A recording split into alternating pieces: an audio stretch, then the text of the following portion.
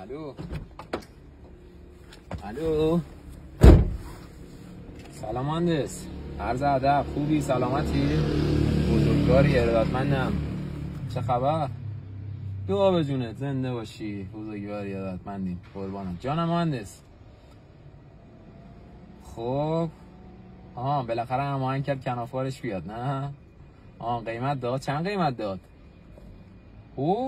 320 تومن تیپ ای. خب حالا یه کاری کن مهندس، ما که قیمت بهت دادیم، تیپ ای هم قیمت دادیم با متریال کی پلاسی. شما یه کاری کن، یه زنگ بهش بزن. خب این سه تا سوال ازش بپرس فقط. خب بگو اولا جنست کی پلاسی هست یا نه.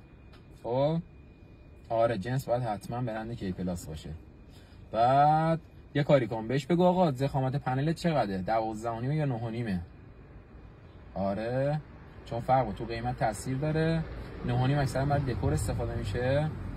و در ضمن به خدمت که سازه هاش هم حتما بپرس، ببین سازاش ورق 60، ورق 50، ورق 45 چیه.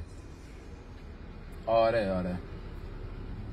بعد اینم بپرس، بگو آقا اگه تیپ ای داری اجرا میکنی همه اتصالات رو به کار میبری یا نه. اون متراژ بزرگه دیگه، در جریان هستی که. آره، همین سه تا سوال ازش بکن.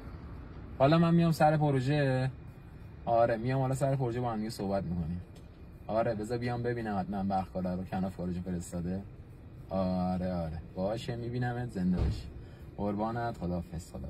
الان مهندس ما تماس گرفته بود، بعد ما قیمت بهشون داده بودیم بابت تیپ، یه قیمتی بسته بودیم باش. بعد بخکارشون هماهنگ کرده بود، یه کنافکارش بودم میگه کارش خوبه نه بیاد قیمت بده. اومده بود قیمت داده بود چقدر؟ 320 تومن تیپ ای.